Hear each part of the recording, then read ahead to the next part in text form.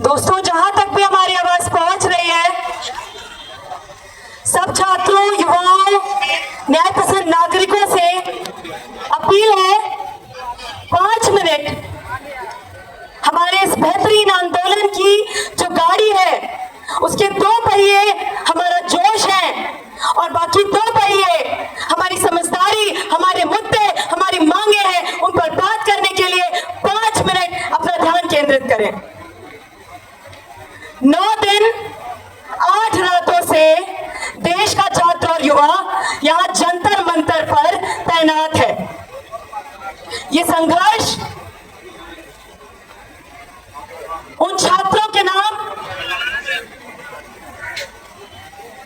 जो इस व्यवस्था से उम्मीद लगाए, एग्जाम देते देते, तैयारी करते करते अपना दम तोड़ चुके हैं। ये संघर्ष उन छात्रों, उन बच्चों के नाम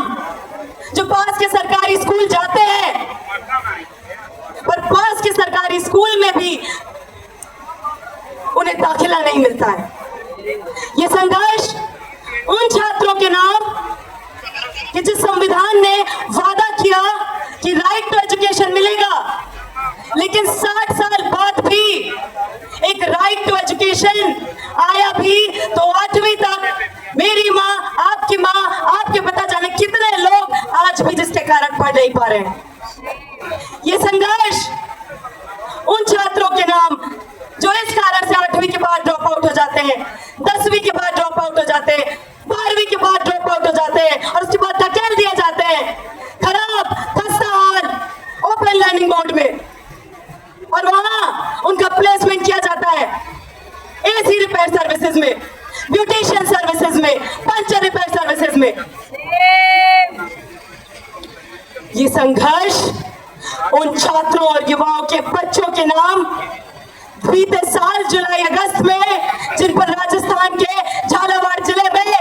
पिपलोदी गांव में जिनके स्कूल की छत उन पर गिरती है, वो दलित आदिवासी बच्चे अपनी जान खो देते हैं, उन बच्चों के नाम ये संघर्ष।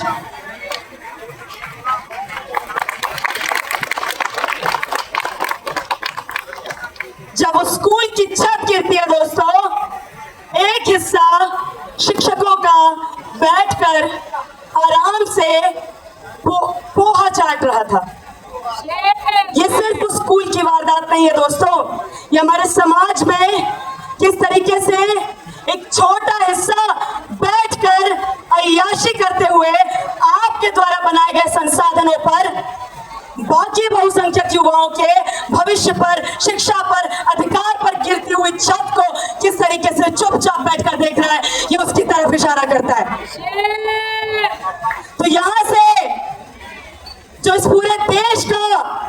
बहुसंख्यक छात्र और युवा, हाशिए के तबके से आने वाला छात्र और युवा हमारी तरफ टकटकी लगाए बड़ी उम्मीदों से हमारे आंदोलन की तरफ देख रहा है। उनके मुद्दों, उनके पैगाम, उनके अधिकारों को हमारे इस आंदोलन के केंद्र में लाने की बहुत ज्यादा जरूरत है। आज एक तरफ पेपर लीक हो रहा है, परीक्षा चोरी हो जा रही है, दूसरी तरफ है वो हिस्सा छात्रों और युवाओं का जिसकी अलग अलग कदम पर उसके हिस्से की शिक्षा ही उसके अधिकार क्षेत्र से चोरी हो जा रही है। कभी स्कूल से पेपर स्टूडेंट्स लीक हो रहे हैं, यूनिवर्सिटी से स्टूडेंट लीक हो रहे हैं, टीचर लीक हो रहे हैं, एम्प्लॉयमेंट अपॉर्चुनिटीज लीक हो रही है, पर फिर भी जो लीक नहीं हो रहा है साथियों, वो है इस देश के युवाओं, छात्रों, न्याय पसंद नागरिकों का हौसला। आपके हमारे सबके हौसले के नाम इनकलाब जिंदाबाद, हमारा संघर्ष जिंदाबाद। दोस्तों, हमारी शिक्षा व्यवस्था, शिक्षा मंत्री जी और सरकार ने सिर्फ एग्जाम्स आउटसोर्स नहीं किए हैं, उन्होंने बची कुची लाज शर्म पूरी तरीके से आउटसोर्स कर दिया है, और जिनके पास कोई लाज शर्म न बची हो उनसे इस्तीफे की उम्मीद नहीं, उनसे केवल और केवल बर्खास्तगी की मांग की जानी चाहिए। दोस्तों, साथ ही साथ झालावाड़ ही नहीं, इस देश के जो बहुसंख्यक सरकारी स्कूल है, इस देश का जो युवा और छात्र है, जो इस देश का मेजॉरिटी यूथ है, दुनिया की सबसे ज्यादा युवा जनता वाले देश में जो छात्र और युवा है, उसकी हालत आज ये है कि सरकार सीधे सीधे कह रही है, जेब में पैसा है, प्राइवेट स्कूल जा सकते हो, महंगी कोचिंग सेंटर जा सकते हो, और साथ साथ पेपर खरीदने का दम भी रखते हो, तब तो सपना देखो कि तुम्हारा बच्चा डॉक्टर बनेगा, इंजीनियर बनेगा, प्रोफेसर बनेगा, वरना चुपचाप इस बदहाल, खस्ता हाल, नाकाम शिक्षा व्यवस्था, एग्जामिनेशन सिस्टम की बलि आपके बच्चे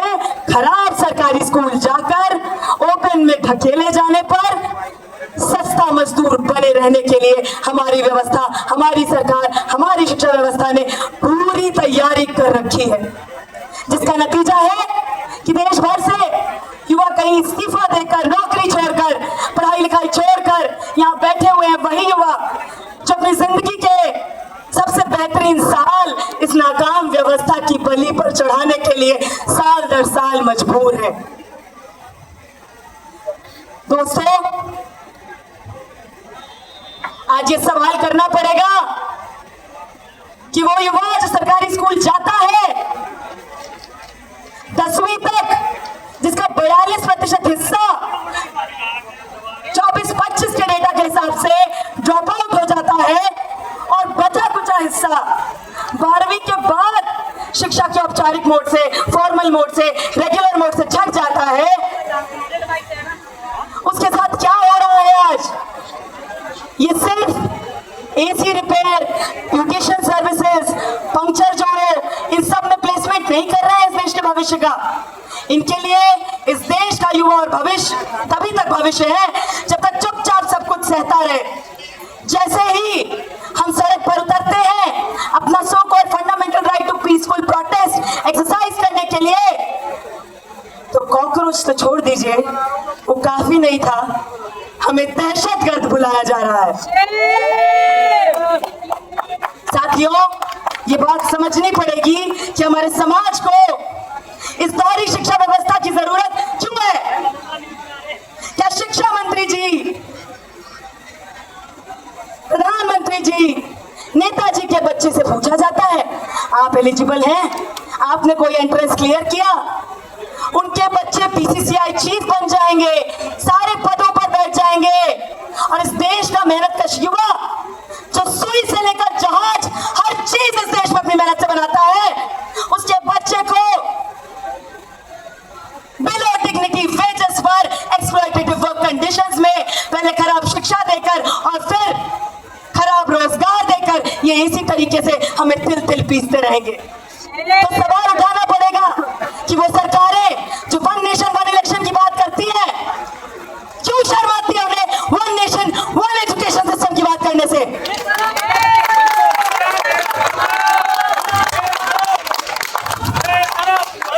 बड़े संघ के प्रचारक अपने बच्चों को शाखा नहीं भेजते,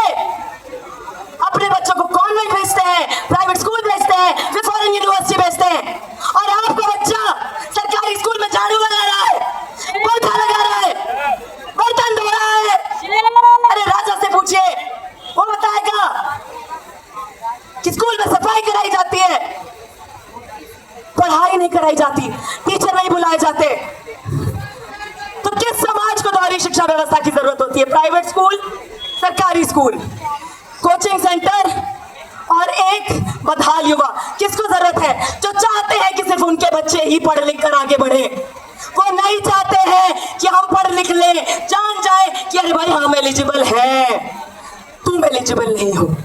तुम हमारा एग्जाम लेने के लिए भी एलिजिबल नहीं हो, और अग्नि परीक्षा लेने के लिए तो कतई एलिजिबल नहीं हो। क्या से हमारी मांग है किस तरीके का जो coaching centre, paper leak mafia, politicians का नेक्सस है, इसका भंडाफोड़ हो, कोचिंग सेंटर्स पर रोक लगाई जाए और एक कॉमन स्कूलिंग सिस्टम हो इस देश में। दोस्तों, जिनकी आंखों से सपने लूटे गए, उनके अधिकारों का संघर्ष बहुत लंबा है और उस संघर्ष में ये हमारा बहुत बेहतरीन आंदोलन एक बहुत महत्वपूर्ण कड़ी है, जिसमें हमें हाशिए के वंचित समुदाय से आने वाले छात्रों और युवाओं की मांगों को अपने इस आंदोलन के केंद्र में लाना पड़ेगा। इसी के साथ हम अपने आंदोलन को तब तक जारी रखेंगे, सिर्फ तब तक नहीं कि जब तक किसी पेशेंट शिक्षा मंत्री को उसके पद से नहीं हटा दिया जाता, तब तक जब तक इस देश में शिक्षा मंत्री जी का बच्चा, प्रधानमंत्री का बच्चा, नेताजी का बच्चा, अंबानी जी का बच्चा, अडानी का बच्चा या फिर झालावाड़ जिले के आदिवासी गांव में आदिवासी का बच्चा, दलित का बच्चा, सफाई कर्मचारी का बच्चा, मेहनत करती खेत मजदूर हमारी बहन का बच्चा, सबको बराबर बेहतर स्कूलों में दाखिला नहीं मिल जाता, बेहतर रोजगार नहीं मिल जाता, तब तक हम अपना संघर्ष जारी रखेंगे। अभी तक हमारी अपील सरकार से और माननीय मोदी जी से थी कि शिक्षा मंत्री को बर्खास्त करें। यहां से हमारी अपील जनता जनार्दन को है कि ऐसे प्रधानमंत्री को, ऐसे शिक्षा मंत्री को, ऐसी व्यवस्था को आप उसके पद से खुद अपनी ताकत के दम पर बर्खास्त कीजिए। तो इनकलाब जिंदाबाद, समान शिक्षा का संघर्ष जिंदाबाद, समान शिक्षा का संघर्ष जिंदाबाद। तो मालिक हो मजदूर का बच्चा, सबको शिक्षा एक समान।